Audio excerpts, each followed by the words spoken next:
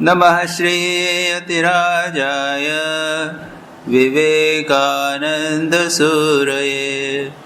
सच्चित्सुखस्वरूपाय स्वामिने तापहारिणे।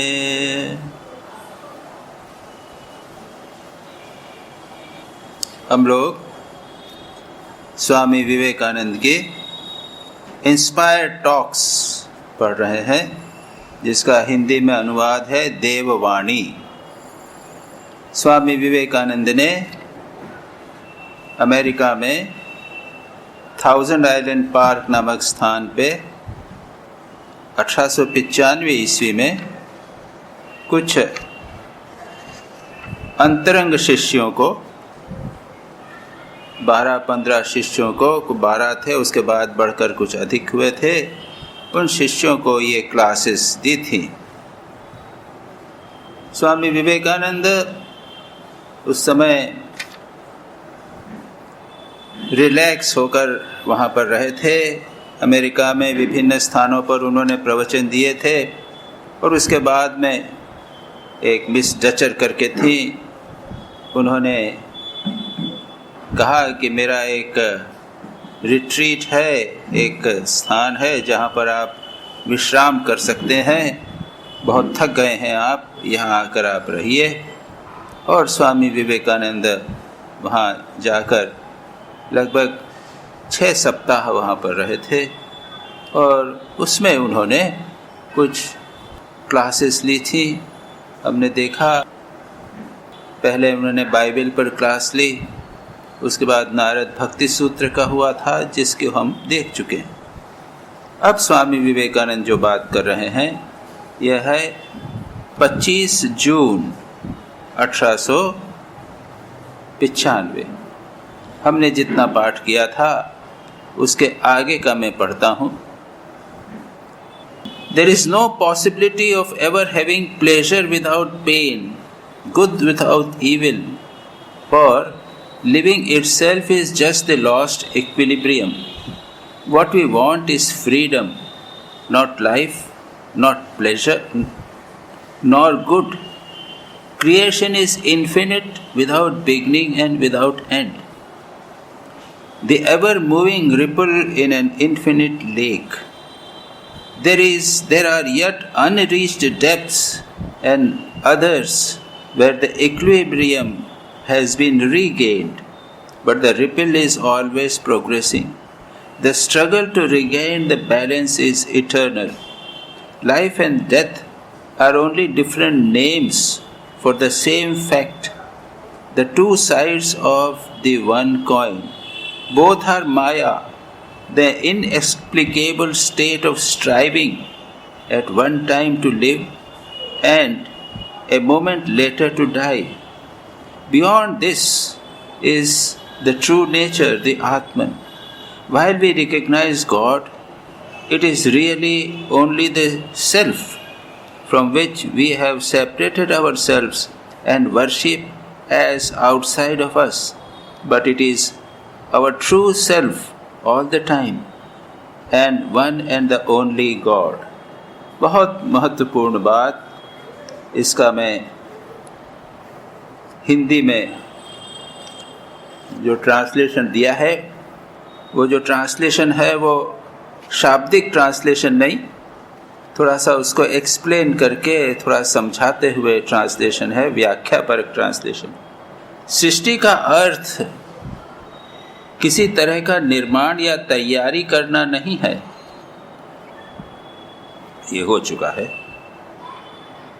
जगत में दुख विरहित सुख, अशुभ विरहित शुभ पाने की संभावना कदापि नहीं है, क्योंकि जीवन का अर्थ ही है साम्य भाव से विच्युति।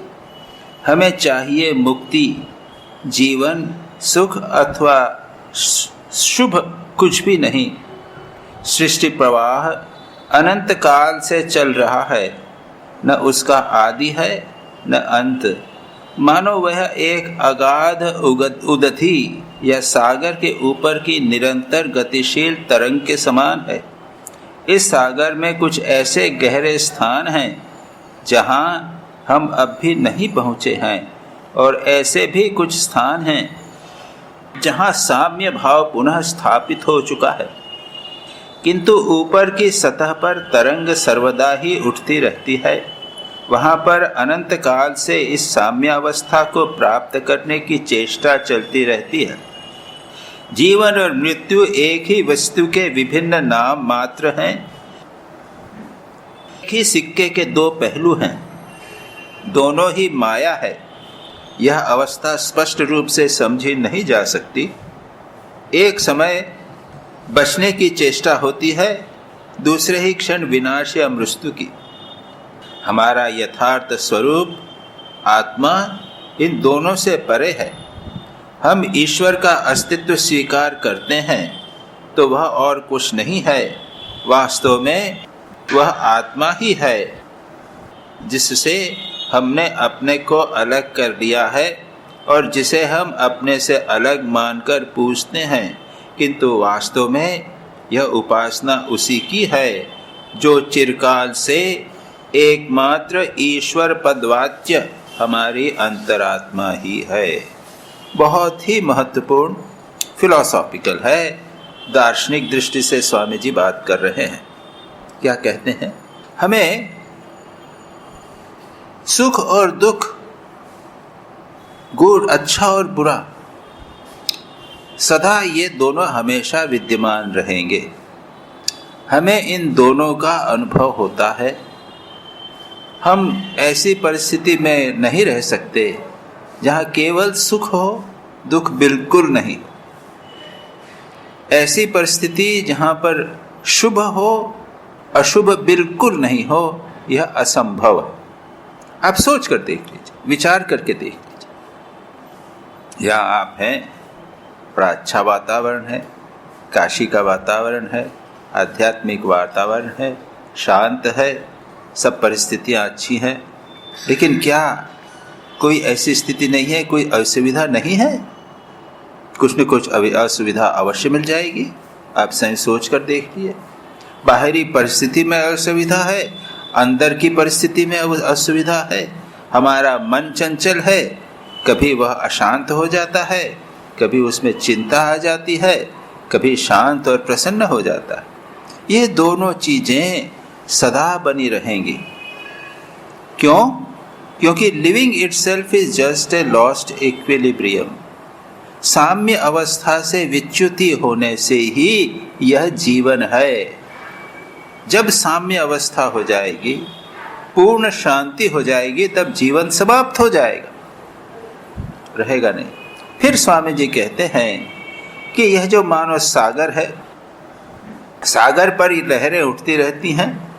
ये शुभ और अशुभ की लहरें, दुख और सुख की लहरें उठती रहती हैं, लेकिन एक कभी इसके नीचे एक साम्य अवस्था भी है। कहीं पर नीचे उस सागर की लहर में नीचे कहीं पर साम्य अवस्था प्राप्त भी हो गई है। ये सागर में लहरें सदा बनी रहेंगी।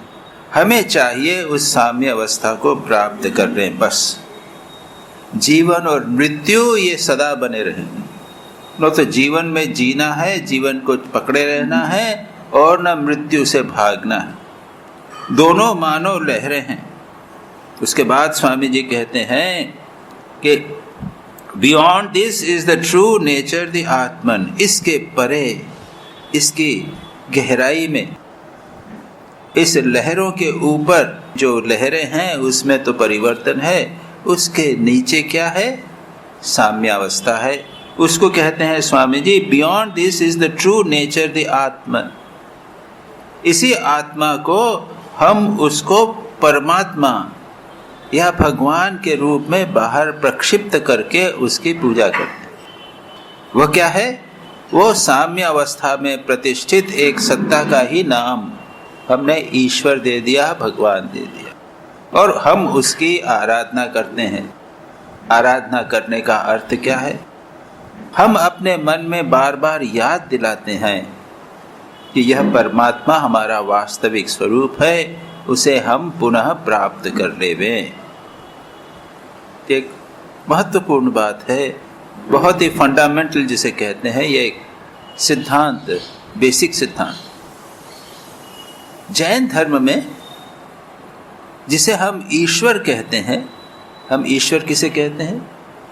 जैन धर्म, बौद्ध धर्म, हिंदू धर्म, ईसाई धर्म, प्रत्येक में किसी न किसी प्रकार से एक ईश्वर की मान्यता है। बौद्ध धर्म में और जैन धर्म में कोई एक ऐसा ईश्वर नहीं है जिसने जगत की सृष्टि स्थिति प्रलय किया हो, जो जगत का नियंता हो, जो कृपा करने वाला हो, ऐसा नहीं। बौद्ध धर्म में बुद्ध कहते हैं। ये कौन है बुद्ध? जो अपने स्वरूप में प्रतिष्ठित हो गया, उसे ज्ञान हो गया। जैन धर्म में कहते हैं तीर्थंकर, एक महापुरुष, एक जीव, हमारे जैसा जीव, उसने संघर्ष करके करके बहुत सारे जन्मों के बाद में उसने मुक्ति प्राप्त की। मुक्ति का अर्थ क्या है? उसने अपने आत्म स्वरूप को पूर्ण रूप से विकसित किया। यानी क्या? वह साम्यावस्था में प्रतिष्ठित हो गया। जो यहाँ पर कहा, सुख दुख के परे की साम्य अवस्था, अपनी आत्मा का पूर्ण विकास उसने किया। स्वामी विवेकानंद यही कहते हैं यहाँ पर कि while we recognize God, it is really only the self from which we have separated ourselves and worship as outside of us। हम भगवान को, हमारी आत्मा है, उसको बाहर लाकर उसकी पूजा कर। जैन लोग भी वो जो तीर्थंकर है, महावीर, ऋषभदेव इत्यादि, उनकी पूजा करते। पूजा क्यों करते हैं? उनसे कुछ कृपा प्राप्त करने के लिए पूजा नहीं करते। हम लोग के पास पूजा करते हैं भगवान कृपा करें, क्योंकि भगवान सर्वशक्तिमान है, वे अवतार हैं, ऊपर थे, वो आए हैं, उनमें ईश्वर की शक्ति है, वो लोग नहीं विश्वास करते। फिर क्यों पूजा करते हैं अवतार की, बुद्ध की? क्योंकि उनके अंदर यह जो आत्मा है, जो उसका वास्तविक स्वरूप है, वह पूर्ण रूप से विकसित हो गया है। While we recognize God, it is really only the self। वह भगवान जो है वह क्या है? हमारी आत्मा ही है। लेकिन हम आत्मा को यहाँ नहीं समझ पाते, हम उसको बाहर प्रक्षिप्त करते हैं। वह मंदिर में बिठा दिया, मूर्ति बना दी, देखिए हमारी आत्मा ही है। और विशेषकर जैन धर्म में तो उसकी प्रार्थना का अर्थ है, ये एक ऐसे महापुरुष हैं कि जिन्होंने अपनी आत्मा को पूर्ण रूप से विकसित किया, इन सब ड्युअलिटीज, इन द्वैत के वे परे चले गए। वह हमारा लक्ष्य है, उसे प्राप्त करना है। जब उनकी पूजा करते हैं, आराधना करते हैं, ध्यान करते हैं, उसका अर्थ यह है कि हम अपनी पूर्ण विकसित आत्मा का अनुभव करते हैं, ध्यान करते हैं, हमारे मन को यह स्मरण दिलाते हैं कि उसे हमें प्राप्त करना। तो स्वामी विवेकानंद यहाँ पर यही बात कहते हैं कि यह सुख दुख में सुख प्राप्त हो, संसार के सभी लोग इसमें लगे हुए। दुख से बचना है, सुख प्राप्त करना। तो जो लोग जिसे कहते हैं दूरदर्शी रहित, दूरदृष्टि नहीं उनकी, वो ज़्यादा चिंतन विंतन नहीं करते हैं, वो कह रहे अरे छोड़ो, कहाँ भगवान है, कल क्या होगा इसकी चिंता न करो, आज खाओ पियो मजा करो। तो ये सुख चाहते हैं, सीमित सुख चाहते हैं, थोड़ा सा सुख चाहते हैं, क्षण भर के लिए सुख चाहते हैं। यावत् जीवेत सुखं जीवेत, ऋणम कृत्वा धृतं पिबेत, भस्मीभूतस्य देहस्य पुनरागमनम कुतः। अरे शरीर मर जाएगा, उसके बाद क्या होगा कौन जानता है। अरे जितने दिन रहो वो सुख से रहो, खाओ पियो मजा करो, जरूरत हो तो उधार लेके करो, मर जाने के बाद उधार वधार चला गया, सब खत्म। क्या उन्हें सुख मिलता है? ये नहीं सोचते कि सुख के साथ दुख सदा बना रहेगा। कोई भी परिस्थिति कभी भी ऐसी नहीं हो सकती इस जगत में जहाँ पर सुख और दुख एक साथ नहीं हो। अनुपात कम ज़्यादा हो सकता है, लेकिन हमने पिछली बार देखा था, स्वामी विवेकानंद ने कहा था कि जो व्यक्ति संवेदनशील होते हैं, जो महापुरुष होते हैं, उनके जीवन में सुख के बाद दुख दोनों आते हैं, और उनमें वो जो लोग संवेदनशील हैं, जो महापुरुष हैं, उनमें वे तेजी से आते हैं, तत्काल आते हैं, जल्दी से आते हैं। सुख के बाद दुख तेजी से है। क्यों? बहुत संवेदनशील। और मैंने इस पर पिछली बार और विस्तार से विचार करके कहा था कि पातंजल योग के अनुसार तो जिसे आप सुख कहते हैं वह भी विवेकी व्यक्ति के लिए दुख है, और जो मूर्ख है, विचारशील नहीं है, वो तो कहता है अरे खाओ पियो मजा करो, देखा जाएगा बाद में क्या होगा। अरे भाई, बाद में डायबिटीज होगी इसका वो चिंतन नहीं करता, बाद में तुम्हारा ब्लड प्रेशर बढ़ जाएगा उसके ध्यान नहीं रहता। खाओ पियो मजा करो, भोग करो। वे नहीं जानता कि भोगे रोग भयम कुले च्युति भयम वृत्ते नृपालाद भयम। संसार की सभी वस्तुओं के पीछे भय लगा हुआ है। भय कहिए, दुख कहिए। भोग करता है आनंद करो, लेकिन वो नहीं जानता है कि 10 साल के बाद तुमको ब्लड प्रेशर हो जाएगा, 10 साल के बाद डायबिटीज हो जाएगा। उसने नहीं सोचा, उसने जाना ही नहीं कि सुख क्या है, उसने जाना ही नहीं कि उसके साथ दुख सदा रहता। लेकिन स्वामी विवेकानंद कहते हैं इसके ऊपर, उसके परे की एक स्थिति है जिसको स्वामी जी कहते हैं equilibrium. What we want is freedom, मुक्ति। स्वामी विवेकानंद अनेक स्थानों पर इस बात को कहते हैं, फ्रीडम। हमारा लक्ष्य क्या है? मोक्ष। सर्वत्र धर्म अर्थ काम मोक्ष। दुर्भाग्य यह है इतना कहते हुए भी अधिकांश लोग मोक्ष के लिए तैयार नहीं होते। इसलिए हमारे शास्त्रों ने क्या कहा है? तुम क्या चाहते हो? हम भोग चाहते हैं, ठीक है। कामनाएं की पूर्ति चाहते हैं तो काम को एक पुरुषार्थ बना दिया। और क्या चाहते हो? अर्थ चाहते हैं, पैसा चाहते हैं। हाँ ठीक है, पैसा दे। जानते हैं लोग, पैसा और भोग, कामना, ठीक है। लेकिन फिर एक और जोड़ दिया, धर्म को पुरुषार्थ बना दिया। क्यों? तुम अगर कामना की पूर्ति धर्म के बिना करोगे तो क्या होगा? वो रोग होगा, उससे आपको दुख ज्यादा होगा। वो कामना की पूर्ति कभी नहीं हो सकेगी।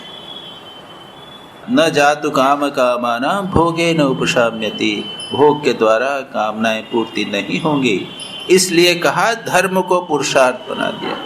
और हमारे हिंदुओं के जो पुराण हैं ये सब में उसमें धर्म को महत्व है। महाभारत, रामायण, धर्म को सारा सबसे अधिक महत्व दिया है, धर्म को बात। और धर्म का अर्थ क्या है? एक गृहस्थ का धर्म है, एक सन्यासी का धर्म है, एक वानप्रस्थी का धर्म है, और एक ब्रह्मचारी का धर्म है। धर्म यानी विधि निषेध। तुम सन्यासी हो भाई, ये काम तुम कर सकते हो, ये नहीं कर सकते। जैसा गृहस्थ रहता है वैसा सन्यासी नहीं रहेगा।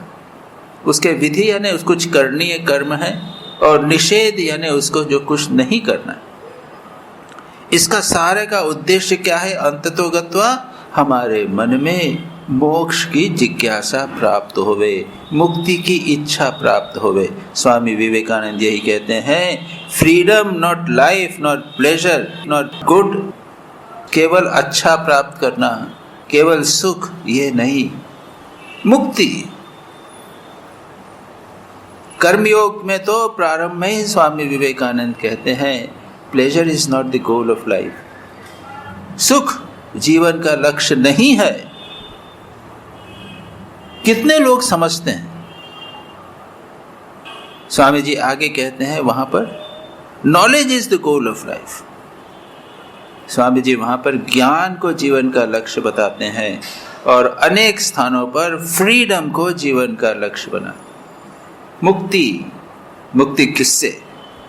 यह सुख दुख का जो द्वंद्व है उससे मुक्ति। ऐसी स्थिति है, साम्यावस्था की स्थिति है। अब प्रश्न यह है कि साम्यावस्था में हमें क्या प्राप्त होगा? अब उसको कहना मुश्किल है। ज्ञान प्राप्त होगा, मुक्ति प्राप्त होगी, आप सुख दुख के बंधन में नहीं पड़ोगे। एक द्वंद्वावस्था के परे की एक स्थिति आएगी जिसे आप आनंद की स्थिति भी कह सकते हो, निरवच्छिन्न आनंद। सुख और दुख भिन्न है, आनंद एक उससे भिन्न चीज। तो स्वामी विवेकानंद स्पष्ट रूप से कहते हैं कि हमारा लक्ष्य है फ्रीडम, मुक्ति। और यह बात बड़ी दृढ़ता से हमें अपने मन में बिठा लेनी चाहिए।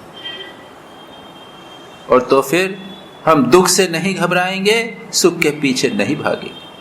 और यह जो साम्यावस्था है, इसको कहते हैं मुक्ति जो है, यह साम्यावस्था भी स्वामी विवेकानंद ने कही। और ये जो सृष्टि है, इसमें सुख दुख ही है। सृष्टि का अर्थ ही है, क्रिएशन का अर्थ है सुख दुख, जिसके बिना नहीं रह सकता। ये सागर है। स्वामी जी आगे कहते हैं, creation is infinite without beginning without and, the ever moving ripple in an infinite lake. एक सागर है, अनंत सागर, एक सरोवर सागर, इन्फिनिट लेक कहा, उसमें निरंतर लहर उठती रही है। यह है क्रिएशन, यह है सृष्टि। लेकिन अंदर एक गहराई में कुछ नहीं है, वहां लहर नहीं है, वहां पर शांति है, साम्य है, इक्विलिब्रियम है वहां पर। लेकिन ऊपर सृष्टि होती रही है। फिर स्वामी जी कहते हैं कि the struggle to regain the balance is eternal. और इसलिए उस साम्यावस्था को प्राप्त करने की स्थिति का संघर्ष सदा विद्यमान है। कुछ लोग उस साम्यावस्था को प्राप्त करते हैं। Life and death are only different names for the same fact, the two sides of coin. Both are maya, then inexplicable state of striving at the one time to live and at a moment later to die। ये माया है, जीवन माया है, मृत्यु माया है। कैसे समझाना इसको, क्यों हुआ, क्या हुआ? माया अनिर्वचनीय, शंकराचार्य उसको अनिर्वचनीय कहते हैं। कैसे बताया जाए ये जगत की सृष्टि क्यों हुई? सृष्टि हुई, अब चल रही है, क्यों हुई, क्या कारण है? माया, समझाया नहीं जा सकता। हाँ, इसके भीतर से जो निकल कर मुक्त हो जावे, साम्यावस्था को प्राप्त कर ले, वो मुक्त हो जाता है। Beyond this is the true nature the आत्मन। उसके पीछे वास्तविक स्वरूप आत्मा विद्यमान। ट्रू नेचर, हमारा वास्तविक स्वरूप आत्मा, उसमें कुछ फर्क नहीं पड़ता ये सृष्टि रहे या चली जाए। एक भजन है ना, प्रेमिक लोग हैं स्वभाव स्वतंत्र। प्रेमिक लोगों का स्वभाव स्वतंत्र है।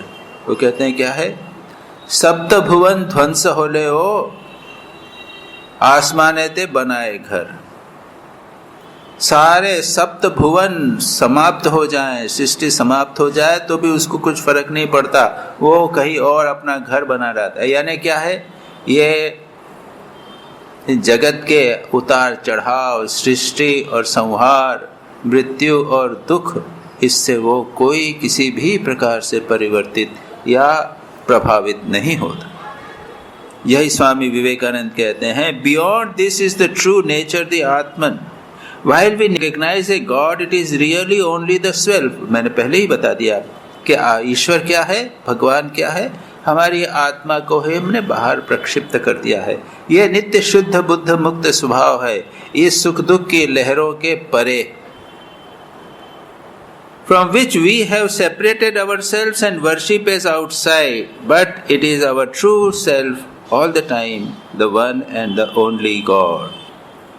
तात्पर्य यह है, स्पष्ट रूप से इस चीज को समझ लेना चाहिए। दार्शनिक दृष्टि से हम भगवान को प्राप्त करना चाहते हैं। श्री रामकृष्ण ने क्या कहा, ईश्वर दर्शन जीवन का लक्ष्य है ना।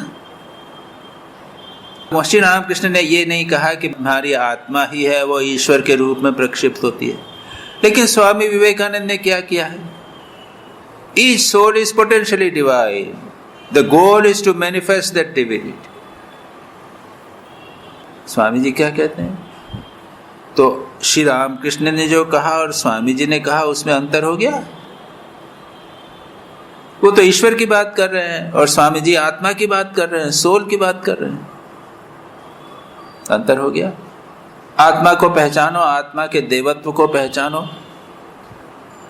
उन्होंने कहा मेरा जीवन का लक्ष्य केवल यही है, लोगों को यह बताना। क्या बताना? Divinity of man and how to achieve it. My message can be put in but few words, to preach unto mankind their divinity and how to manifest it. अपने हम आत्मा है, नित्य शुद्ध बुद्ध हम लोग स्वभाव है। इसी बात को श्री रामकृष्ण ने कहा, यहाँ पर ये स्पष्ट हो गया। आत्मा है, हमने बाहर प्रक्षिप्त कर दिया, उसको बना दिया ईश्वर। श्री रामकृष्ण कहते हैं ईश्वर पहचान। तब होगा क्या? अब ये सुख दुख के परे चले जाएंगे। क्या प्रमाण है? श्री रामकृष्ण ने ईश्वर को जाना। श्री रामकृष्ण तो हमेशा ईश्वर के साथ रहते थे। क्या वो सुख दुख से परे चले गए? कितना दुख हुआ, कैंसर हुआ, लेकिन पूछिए श्री रामकृष्ण से, इतने भक्त जो लोग थे वो स्वयं देखते थे कि अरे कैंसर है, लेकिन उनके जीवन में तो दुख नहीं है। सुख दुख से परे चले गए, कैंसर होते हुए भी परे चले। ईश्वर को जानना यानी अपनी आत्मा को जानना, और यह आत्मा जो है वो सुख दुख से परे। अब आत्मा को नहीं पकड़ सको, स्वामी विवेकानंद की बात बड़ी कठिन लगती है। अपनी आत्मा को कैसे जानना, बड़ा मुश्किल है। ईश्वर, हाँ ईश्वर समझ में आता है, वो मंदिर में है, ठीक है, उसका ध्यान करिए, उसको प्राप्त कीजिए, और फिर एक ऐसी स्थिति आएगी कि जब सुख आवे दुख आवे, मन आपका उस आत्मा से, उस ईश्वर से अलग नहीं हटेगा। ये बात स्वामी विवेकानंद कहते हैं, बहुत महत्वपूर्ण बात। जीवन का लक्ष्य स्वामी विवेकानंद कहते हैं, उसको फिलॉसफिकल दृष्टि से उन्होंने कहा, सुख दुख के परे जो आत्मा है, ये लहरें जो ऊपर उठ रही हैं उसके पीछे नीचे जो साम्य अवस्था समुद्र की है, सागर की है, हमारे स्वरूप की है, आत्मा की, उसको प्राप्त करना। अब इसके आगे स्वामी जी चलते हैं। It is our true self all the time, the one and the only God. किंतु वास्तव में ये उपासना उसी की है जो चिरकाल से एकमात्र ईश्वर पदवाच्य हमारी अंतरात्मा ही है। अब आगे चलते हैं। उस नष्ट साम्य अवस्था को पुनः प्राप्त करने के लिए हमें क्या करना है? जब प्रश्न उठा हम लोगों के मन में कि नहीं आए,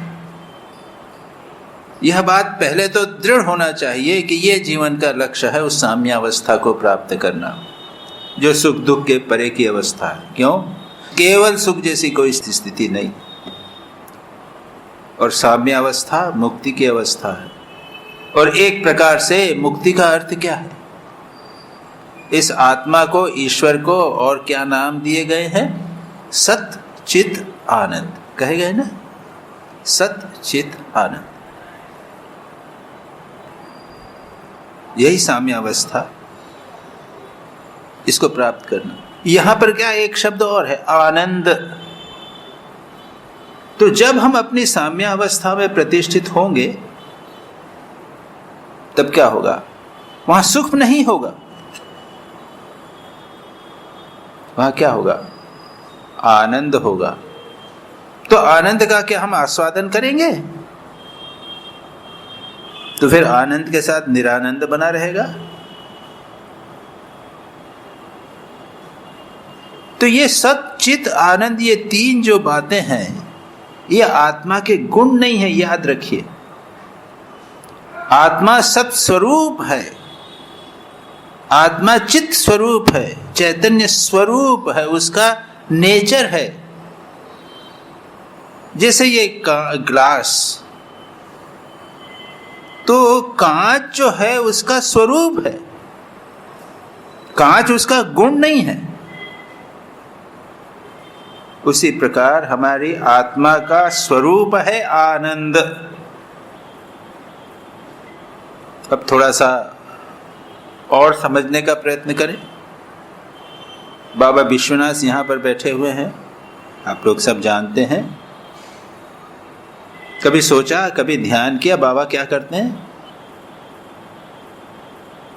बाबा तो समाधि में बैठे रहते हैं, है कि नहीं? गहरी समाधि में बैठे हुए हैं बाबा हमेशा। आप हल्ला गल्ला हो हल्ला करो, वहां पे इतनी भीड़ लगे, वहां पे इतने लोग जावें, कोई जोर से पानी डाले, कोई कुछ डाले, बाबा को फर्क पड़ता है क्या? बाबा कोई बढ़िया स्तुति करे तो फर्क नहीं पड़ता, कोई उसका गला खराब हो और ऐसे बेसुरी स्तुति करे तो भी फर्क नहीं पड़ता। अब बाबा कहाँ ध्यान में, किस में मग्न है? अपने स्वरूप में, है कि नहीं? एक वर्णन आता है, अर्जुन भगवान श्री कृष्ण के दर्शन करने के लिए गए। उन्होंने देखा कि भगवान श्री कृष्ण ध्यान कर रहे हैं, गहरे ध्यान में निमग्न। और ये योगदा सत्संग आप लोगों ने सुना है ना, सेल्फ रियलाइजेशन फाउंडेशन, बिहार में रांची में उनका एक सेंटर है, उनका हेडक्वार्टर्स है। उसको यहाँ इंडिया में योगदा सत्संग कहते हैं। परमहंस योगानंद आप लोगों ने नाम सुना होगा, ऑटोबायोग्राफी ऑफ ए योगी, वो उन्होंने फॉरेन में भी उनके सेंटर्स प्रारंभ किए। तो इस योगदा सत्संग ने एक चित्र श्री कृष्ण का बनाया है, किसी ने मुझे प्रेजेंट किया है। उन्होंने कैलेंडर भी बनाया है इसका, अगर आपको कहीं देखने को मिले तो देखिएगा। उसमें एक चौकी है, उस पर श्री कृष्ण ध्यान मग्न, मुकुट तो शायद लगा हुआ है, लेकिन श्री कृष्ण ध्यान मग्न श्री कृष्ण। हम श्री कृष्ण के ध्यान मग्न रूप तो दिखते नहीं ना, राधा कृष्ण होंगे या फिर पार्थ सारथी श्री कृष्ण या बाल कृष्ण, ये सब रूप होते हैं। यहाँ ध्यान में बैठे हुए। तो अर्जुन जब गए तो उन्होंने देखा कि श्री कृष्ण ध्यान कर रहे। थोड़ी देर तक बैठे रहे, शांत है, प्रतीक्षा की। जब प्रतीक्षा हो गई, जब भगवान श्री कृष्ण ध्यान से उठे तो न पुनः कि आप किसका ध्यान कर रहे थे? आपका तो हम लोग ध्यान करते हैं, है ना? भगवान का ध्यान हम करें, भगवान किसका ध्यान करें?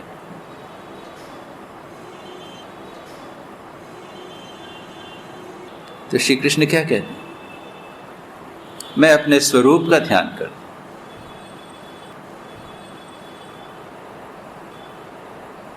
मन तो है, जब अवतार लिया है तो एक मन को धारण किया है, तो मन से किसका ध्यान करेंगे? मैं अपने स्वरूप का ध्यान।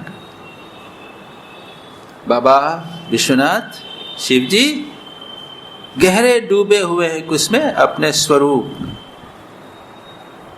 और स्वरूप क्या है? सत चित आनंद, आनंद स्वरूप, आनंद घन, कंडेंस्ड ब्लिस। तो जो मैं कह रहा था वो है कि लहरें जो सागर पर उठ रही हैं वो तो सुख दुख की, शुभ अशुभ की लहरें हैं। जो साम्यावस्था है वो किस चीज की है? सच्चिदानंद की, आनंद, घनीभूत आनंद की स्थिति।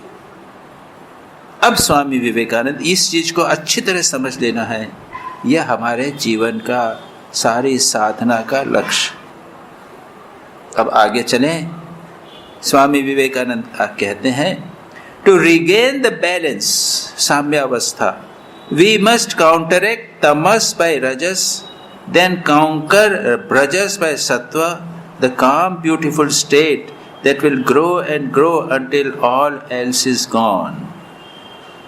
Give up bondage, become a son, be free, and you can see the Father as did Jesus. क्या कहते हैं? उस नष्ट साम्यावस्था को पुनः प्राप्त करने के लिए पहले हमें रजस द्वारा तमस को और सत्व द्वारा रजस को जीतना होगा।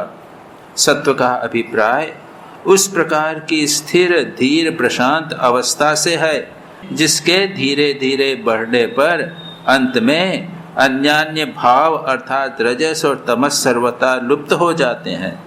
बंधन काट डालो, मुक्त बनो, यथार्थ ईश्वर तनय बनो, तभी ईसा के समान पिता को देख सकोगे। धर्म और ईश्वर कहने से अनंत शक्ति और अनंत वीर्य समझा जाता है। Infinite strength is religion and God. Avoid weakness and slavery. You are only a soul if you are free. There is immortality for you if you are free. There is God if He is free. तो freedom की बात कह दी। अब स्वामी जी कहते हैं कि freedom को कैसे प्राप्त करना। यहाँ पर पहले सुख दुख दोनों को बंधन बताया। सुख के द्वारा दुख को दूर नहीं किया जा सकता। शुभ और अशुभ ये दोनों एक दूसरे से विरोधी हैं। लेकिन यहाँ पर स्वामी जी दूसरा सिद्धांत देते हैं, कंसेप्ट देते हैं, सत्व तम और रज।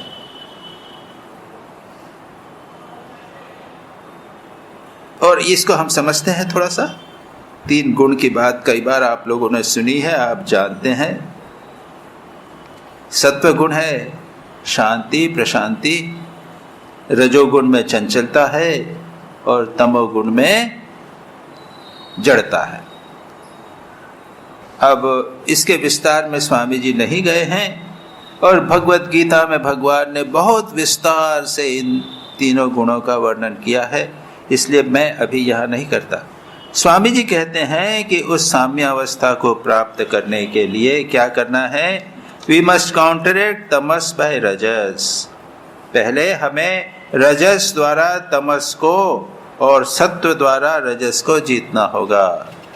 भगवान गीता में भी यही कहते हैं, तमोगुण को रजोगुण से जीतो। तमोगुण यानी क्या? निद्रा, आलस्य, मोह, जड़ता, कुछ करने की इच्छा नहीं होना, मन को बैठे हैं ध्यान नहीं होती, नींद आने लग जाती है, तो उठ जाइए, गतिशील बनिए, किताब पढ़िए, कुछ लेख लिखिए, भगवान का नाम लीजिए, आंखें खोल कर ध्यान कीजिए, तीर्थ यात्रा कीजिए, पूजा कीजिए। ये सब क्या हुआ? रजोगुणी प्रवृत्ति हुई, जिससे कम से कम नींद तो न आवे, प्रमाद, काम ठीक से नहीं होता, मन एकाग्र नहीं होता, थोड़ा चंचलता हो जाए, उसको दूर करने के लिए थोड़ा रजोगुण कीजिए। तो हमको सावधान रहना है। ध्यान करने बैठने पर नींद आती है, ये तमोगुण। यतीश्वरानंद जी कहते थे, For most people, meditation is an invitation for sleep. ध्यान में बैठने का प्रयत्न अधिकांश लोगों के लिए नींद को मानो बुलाना है। Very interesting research. Invitation to sleep. Never mix meditation and sleep. नींद को और ध्यान को कभी मत मिलाइए। और दुर्भाग्य यह है कि ध्यान को हम महत्व इतना देते हैं तो ध्यान करेंगे, लेकिन 5 मिनट भी ध्यान नहीं कर पाते, नींद आने लग जाती। तो हमको बहुत सावधान रहना है। वातावरण, ह्यूमिडिटी, यहाँ पर नमी है, एक गर्मी के दिन है, ये जुलाई अगस्त, नींद के ही दिन, बैठते ही नींद आने लग जाए, बहुत सावधान रहना। तब क्या करेंगे? स्वामी जी कहते हैं रजोगुण, मैंने अभी बता दिया बहुत सारे किस प्रकार से रजोगुण, और उसके बाद में उसको दूर करने के लिए बाद में क्या करेंगे? उसके बाद में रजस को सत्वगुण से जीतना होगा, साम्यावस्था से जीतना होगा। Then conquer rajas by sattva, the calm, beautiful state that will grow and grow until all else is gone. क्या होगा? सत्व का अभिप्राय उस प्रकार की स्थिर, धीर, प्रशांत अवस्था से है जिसके धीरे धीरे बढ़ने पर अंत में अन्यान्य भाव अर्थात रजस और तमस सर्वथा लुप्त हो जाते हैं। ये सारा संघर्ष एक प्रकार से देखा जाए तो आध्यात्मिक जीवन का सारा संघर्ष इन 3 स्तरों से है। ऐसा नहीं कि हम भाई प्रारंभ में हमारा जीवन जब प्रारंभ किया था 15-20 बरस की 25 बरस की उम्र में, जब मंत्र दीक्षा हुई, स्वामी विवेकानंद का पुस्तक पढ़ी, ध्यान प्रारंभ किया, तब तमोगुण था, तो उसके लिए हमको संघर्ष करना पड़ा था रजोगुण के द्वारा। अब तो हम रजोगुण में प्रतिष्ठित हो गए हैं, अब सत्वगुण पे आना है। ऐसा नहीं, ये अभी भी तीनों गुणों का संघर्ष बना रहता है। तीनों गुणों का संघर्ष करते करते करते जो श्रेष्ठ साधक होते हैं उनके जीवन में सत्वगुण अधिक रहता है, रजोगुण रहता है, तमोगुण कम रहता है। वो लोग उसकी अपनी परिस्थिति को संभाल लेते हैं। धीरे धीरे धीरे धीरे सत्वगुण बढ़ता जाता है, रजोगुण कम होता जाता है, तमोगुण भी कम होता जाता है, लेकिन ये तीनों बने रहते हैं और ये तीनों का संघर्ष जो है वो अंत तक चलता रहता है सामान्य लोगों के लिए, हम सामान्य लोगों के लिए। फिर स्वामी जी कहते हैं कि उसके बाद जिसके धीरे धीरे सत्व का अभिप्राय उस प्रकार की स्थिर, धीर, प्रशांत अवस्था से है जिसके धीरे धीरे बढ़ने पर अंत में अन्यान्य भाव अर्थात रजस और तमस सर्वथा लुप्त हो जाते हैं। ऐसी स्थिति भी आती है जब तीनों सर्वथा लुप्त हो जाते। सर्वथा तो बिल्कुल नहीं कह सकते, लेकिन जैसे श्री रामकृष्ण को देखें तो जब निद्रा आएगी तो उनको भी तमोगुण तो आएगा, बिना निद्रा के रहेगा नहीं। श्री रामकृष्ण कई महीनों तक नहीं सोए थे, ये बात छोड़ दीजिए, बाद में स्वामी विवेकानंद भी सोते थे, तो जब सोएंगे तो निद्रा तमोगुण तो आएगा, लेकिन कितना? 2 घंटे, 4 घंटे, 6 घंटे, जब बस। तो ये लोग लगभग सत्वगुण में पूर्ण रूप से प्रतिष्ठित हो। लेकिन स्वामी विवेकानंद ने जो कर्म किया, प्रचार किया, इतने इधर उधर गए तो रजोगुण के माध्यम से हुआ।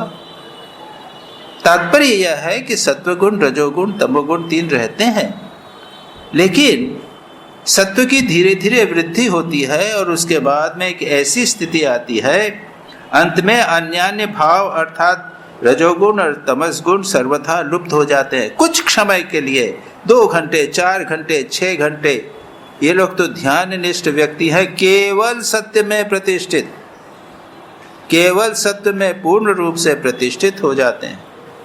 ये लक्ष्य है हमारा। लक्ष्य क्या है? मुक्ति। कैसे प्राप्त होगी? तमोगुण को रजोगुण से जीतना है, रजोगुण को सत्य से जीतना है, सत्य में प्रतिष्ठित होना है जब तक कि पूरी तरह हम उसमें प्रतिष्ठित हो जाएं। यह बात अच्छी तरह हम लोगों को समझना चाहिए। स्वामी विवेकानंद यहाँ पर बहुत सुंदर स्पष्ट रूप से इसको कहते हैं। आगे कहते हैं, बंधन काट डालो, give up bondage, become a son, be free, and then you can see the father as did Jesus. यहाँ पर स्वामी विवेकानंद एक दूसरी बात क्या कहते हैं? बंधन काट डालो, मुक्त बनो। मुक्ति तो बात कह रहे हैं, मुक्ति को दोनों लक्ष्य बताया है। क्या कहते हैं? ईश्वर तनय बनो, बी द सन। ईश्वर के पुत्र बनो, तभी ईसा के समान पिता को देख सकोगे। मां के पुत्र बनो। श्री रामकृष्ण कहते हैं, मैं मां जानता हूं, पिता नहीं, मां। ईसा ने कहा था, my father who are in heaven. Shri Ramakrishna कहते हैं, मैं और मेरी मां। भगवान को मां मानो या पिता मानो, लेकिन स्वयं पुत्र बनो। ये दूसरी बात, दूसरा कंसेप्ट है। तभी ईसा के समान पिता को देख सकोगे।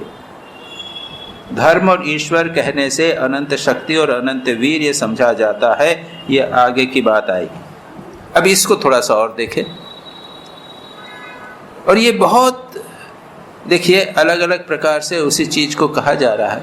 अभी साम्यावस्था की बात कही, सत्व रज और तम की बात कही। अब यहां पर स्वामी जी भगवान के साथ संबंध की बात कर रहे हैं। और क्योंकि ईसाई लोग हैं इसलिए उनको father, our father in heaven, Isa Masih कहते हैं my father in heaven hallowed be thy name. हमारे फादर परमात्मा को, भगवान को फादर कहा, मैं उनका पुत्र हूँ। ये ईसाइयों का फादर कंसेप्ट अधिक है। हमारे यहाँ पे क्या है? हमारे यहाँ तो पंच भाव है, शांत भाव, दास्य भाव। हनुमान जी का दास भाव था, राम मैं उनका दास। तीसरा था सख्य भाव, सखा, श्री कृष्ण के साथ सखा का संबंध है। श्री कृष्ण अपना खुद खाते हैं, दूसरे को खिलाते हैं, दूसरे का छूटा खुद खाते हैं, दोस्ती, सखा का भाव। उसके बाद वात्सल्य का भाव, खुद को पुत्र नहीं बनाना, भगवान को पुत्र बना लेना। और उसके बाद मधुर भाव, भगवान को अपना प्रियतम बना लेना। हमारे यहाँ तो ये 5 भाव। एक भाव और आ गया जिसे अपत्य भाव कहते हैं, भगवान को माँ बनाना या भगवान को पिता बनाना। किसी न किसी प्रकार से भगवान के साथ संबंध स्थापित करना, ये भक्ति। स्वामी विवेकानंद यहाँ पर सत्वतम और रजगुण की एक लेवल, एक प्रकार से जाने की बात कहते हैं। अब भक्ति की बात कहते हैं, कोई न कोई भगवान के साथ संबंध बनाओ, गहरा संबंध बनाओ। और श्री रामकृष्ण जैसा हमको और कौन मिलेगा? बंगाल में तो माँ का प्रचलन है, माँ बनाया। अभी माँ आएंगी, अभी दुर्गा माँ आएंगी, तब सब माँ माँ हम लोग करेंगे। कितने दिन करेंगे?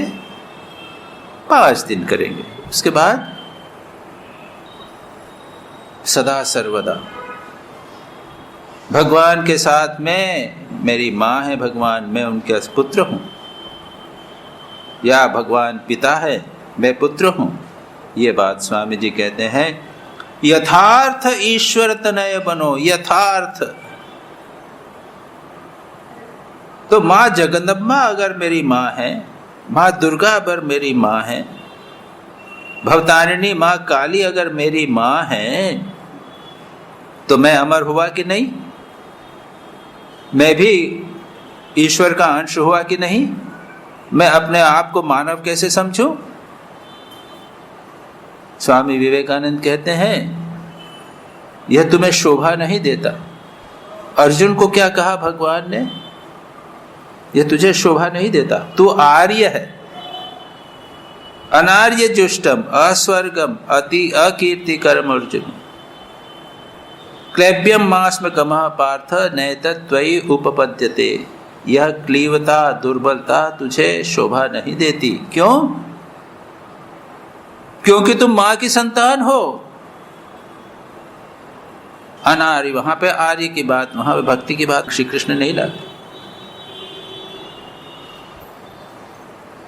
वो तो यो भी कह सकते थे, कैसी मूर्खता की बात करते, मैं हूं, तुम मेरा सखा है, तू मेरा सखा है, मुझे सखा बोलता है, कृष्ण सखा है, और उसके बाद ऐसी दुर्बलता की बात करता। इसीलिए कहते हैं यथार्थ ईश्वर तनय बनो। Give up bondage, become a son, be free, and then you can see father. ईश्वर बनो, यथार्थ ईश्वर तनय बनो, मुक्त हो। ये स्वामी विवेकानंद कहते हैं ना बार बार, potentially divine, you are great, तुम ईश्वर की संतान हो, है ना, बार बार स्वामी जी के इनके कोटेशंस हैं, स्वामी जी के बहुत से। हमें अपने आइडेंटिटी बदलना है, हमारी पहचान बदलनी है।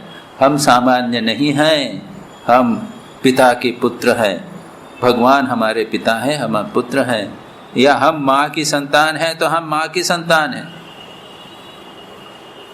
फिर संसार के माता पिता नहीं, पहले वो माँ जगदम्बा हमारी माँ। यथार्थ तनय बनो, तभी ईसा के समान पिता को देख सकोगे। ईसा मसीह का कहना, Our Father in heaven, hallowed be thy name, thy kingdom come, उनकी ईसा मसीह की जो प्रार्थना है। तो ईसा मसीह जब कहते हैं फादर इन हेवन, और सामान्य क्रिश्चियन जो कहता है फादर इन हेवन, उसमें फर्क है। तो ईसा मसीह ने जब कहा तब ईश्वर को देखा, पिता को देखा, अनुभव किया, इतनी यातनाएं सहन की, तब भी पता चला कि वो पिता के साथ में ही है। श्री रामकृष्ण को कैंसर हुआ, कितनी पीड़ा सही, खा नहीं सकते थे, बिल्कुल कंकाल हो गया था शरीर। कहते थे माँ बड़ो लाज, माँ लगता है, लेकिन माँ की गोद में है, सदा माँ की गोद में है। क्षण भर में माँ की गोद में चले गए। बच्चे को कष्ट भी हो रहा है तो माँ की गोद में है।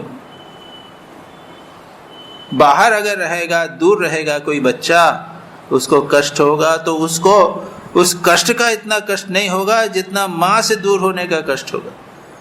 उसको माँ की गोद में जो बिठा दो, रोएगा, माँ कष्ट हो रहा है, लेकिन माँ की गोद में तो है।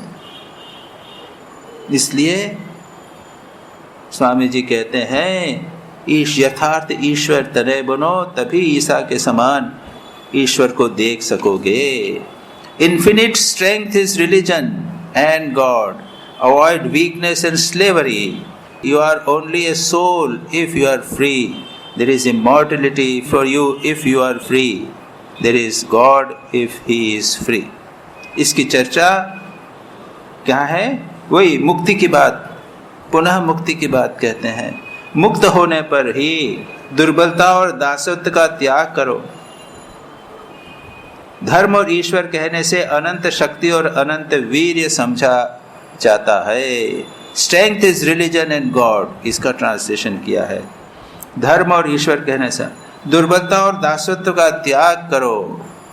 Avoid weakness and slavery. जब तुम मुक्त स्वभाव हो, केवल तभी तुम आत्मा हो। यदि तुम मुक्त स्वभाव हो तभी अमृतत्व तुम्हारे करतलगत है, तभी ईश्वर वास्तव में है। यदि वे मुक्त स्वभाव हैं, मुक्ति को स्वामी जी बार बार कहते हैं, इफ ही इज फ्री। यदि भगवान मुक्त है तभी वो भगवान है। यदि हम मुक्त हैं तभी हम अमर हैं, और यदि हम मुक्त हैं तभी हम वास्तविक आत्मा हैं। मुक्ति को स्वामी विवेकानंद बार बार महत्व देते हैं। यहाँ पर हम समाप्त करते हैं, इसके आगे की चर्चा अगली बार करें। नमः श्री अतिराजाय विवेकानंद सूरये सच्चित् सुख स्वरूपाय स्वामिने तापहारिणे।